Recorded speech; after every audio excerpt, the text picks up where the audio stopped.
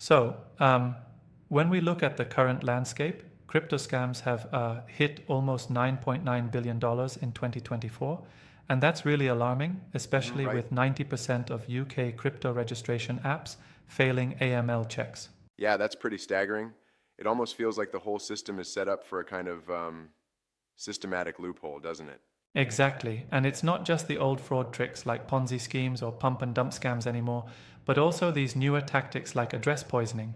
It's like old wine in new bottles, Yep. reinvented for the crypto world. So with these evolving fraud schemes, what are the main challenges coming up for crypto compliance? Well, the real issue is that criminals are leveraging the crypto space to launder funds from traditional finance, and the compliance side is struggling to keep up with enhanced anti money laundering rules. And then there's the whole problem of isolated data. Without pooling insights, it's just not working, you hmm know?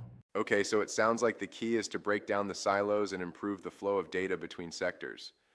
But doesn't that raise some privacy concerns? Curious how that balances. True, it might seem like a privacy risk, but the UK privacy regulator, the Information Commissioner's Office, has been crystal clear, saying data protection isn't an excuse for stopping fraud prevention. Right.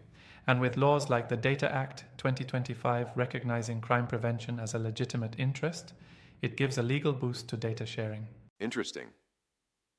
So basically, what you're saying is that by sharing data across the crypto and traditional financial sectors, we can actually pinpoint fraud earlier, right?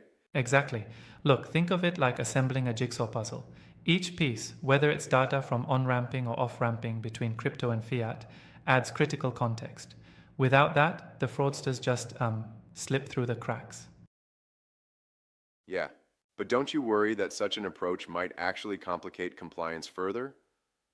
I mean, integrating digital assets with traditional data sharing systems sounds like a huge operational challenge. That's a fair point. Yet, the idea is that the digital assets community can tap into the tried and tested models from the traditional financial sector. It's like um, borrowing a proven recipe and tweaking it to, well, suit a new flavor. hmm And with the regulatory environment in the UK being quite supportive, it sets a strong precedent. I see where you're coming from. Embracing this collaboration might mean a cultural shift for the whole crypto industry, but it seems like a necessary evolution to, you know, counter the global fraud wave. Exactly. And with concerted cross industry collaboration, we can better block fraud proceeds laundering and rebuild consumer confidence. It's about building a robust ecosystem rather than isolated efforts. Right. Agreed. This approach might just redefine the fight against global crypto fraud.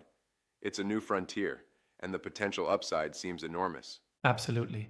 If we can harness data sharing effectively, it could truly transform crypto compliance and secure the industry's future. Yeah.